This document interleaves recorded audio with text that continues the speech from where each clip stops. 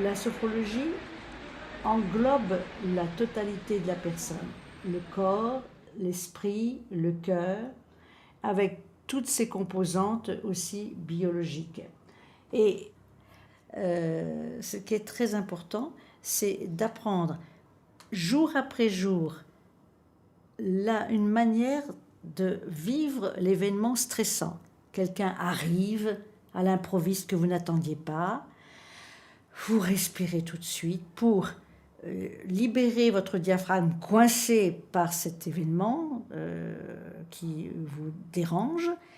Vous respirez, bien entendu, vous faites comme tout le monde, vous recevez le stress, mais le stress va s'évacuer de plus en plus vite au fil des séances. Sophrologie, vous allez apprendre à respirer dans tout le corps, à développer la présence au corps, ce qui va vous permettre dans la journée, de vous dire, tiens, mais ça fait 5 minutes, 10 minutes que j'ai mal au dos. Bien sûr, j'ai mal au dos parce que je me tiens mal. Et vous allez développer une attention au corps, une relation chaleureuse avec votre corps qui va être très importante pour votre santé, votre équilibre. Chaque chose que nous allons faire va avoir une implication. Il n'y a pas de hasard, ce ne sont que des enchaînements de cause à effet. Et que la situation dans laquelle est plongé le consultant, ce n'est pas une situation qui lui est arrivée d'un seul coup, c'est quelque chose qu'il a développé lui-même pour des raisons ou d'autres, qu'il va maintenant regarder en face et se dire, bon, cela peut changer. La sophrologie, c'est une énergie de vie que l'on développe par l'hygiène de vie, mais aussi par une prise de conscience fondamentale. Donc plus on est dans l'analyse de ces situations, dans l'écoute de son corps, dans l'hygiène de vie, dans le choix de son alimentation, c'est pas un hasard si on est gros ou si on est mince.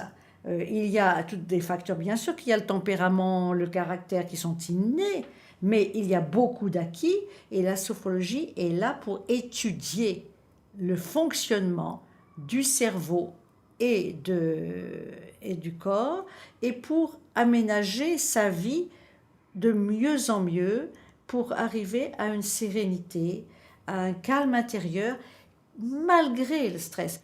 Mais le premier degré de la sophrologie, c'est le réel, c'est le corps.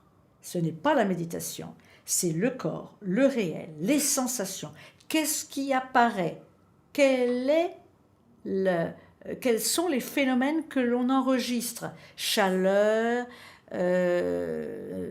négativité, autour de soi, indifférence, amour, joie, haine, excitation, voilà. Qu'est-ce qui apparaît ? Et comment, avec ce qui se fait, ce qui apparaît, ce que l'on ressent, comment améliorer son vécu ? Comment vivre mieux ? Comment s'aimer mieux ? Parce qu'en fait, on se flagelle tout le temps, on se méprise, on se culpabilise et on ne vit pas. En plus, on pense souvent pour les autres. On dit « Oh ben, je ne vais pas faire ça parce qu'il va dire ça ». En conclusion, on se prend dans des filets de pensées négatives. Et la sophrologie va libérer l'homme, le libérer. Alors bien sûr, dans un certain sens, on va avoir des phénomènes tout à fait bizarres, parce que les gens pensent que sophrologie,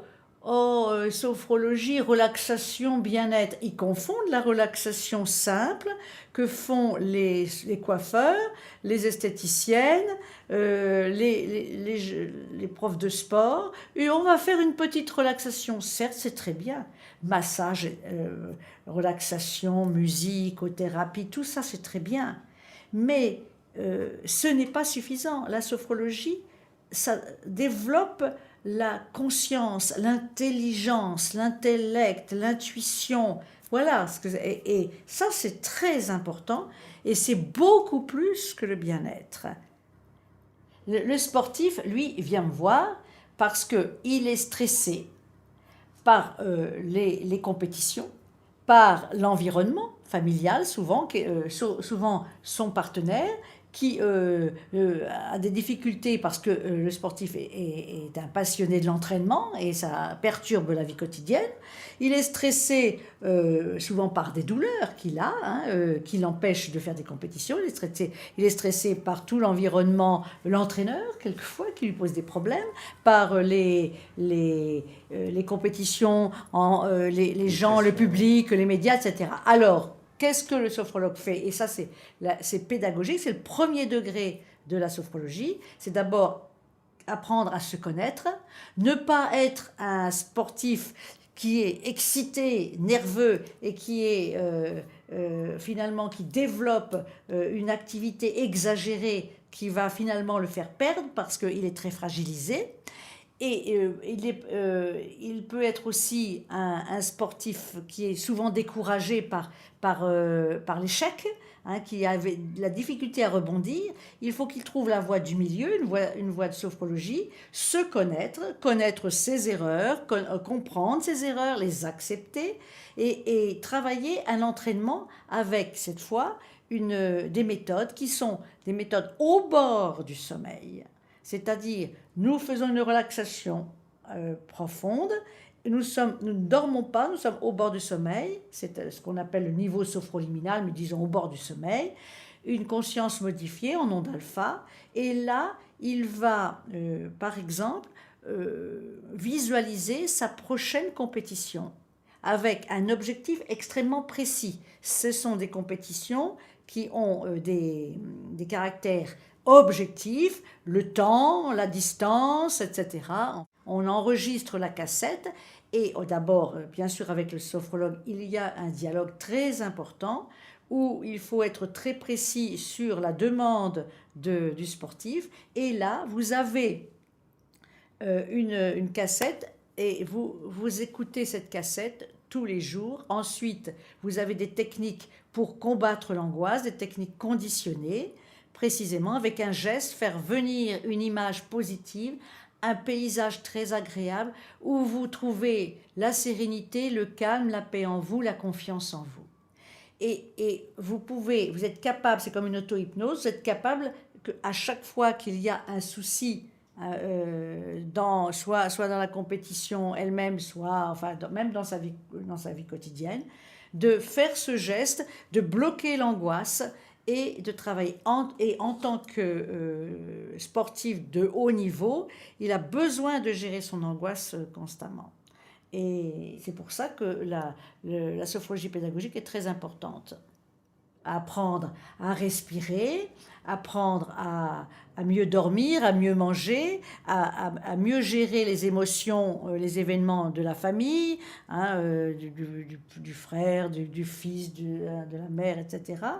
Et ça, c'est déjà une partie. Et on va voir dans ces quelques séances, à peu près 8 séances, si la personne veut connaître le sens de ses actions, s'il veut revenir sur son enfance, les événements traumatisants, le père qui a été absent ou violent, la mère qui a été trop protectrice, etc. Et là, c'est de l'analyse. Mais cette analyse va être beaucoup plus courte qu'une psychanalyse parce qu'on va toujours avoir recours au corps. On commence déjà par lâcher prise grâce à la technique de la respiration et de l'auto-hypnose, si on veut, entre guillemets, ou de la sophrologie de base, comme on dit, c'est-à-dire un exercice qui détend tout le corps. On arrive au bord du sommeil et là, on lâche mieux. Et là, on dit, c'est toujours sur le dire, on dit ce qui ne va pas et on va parler de l'enfance, on va parler de ses rêves, comme en psychanalyse, par association libre. Quelquefois, il n'y a pas de mots starter, d'autres fois, il y a des mots précis ou des mots qui reviennent tout le temps, le mot la dette, le mot la culpabilité et pourquoi, etc. Et on va être plus empathique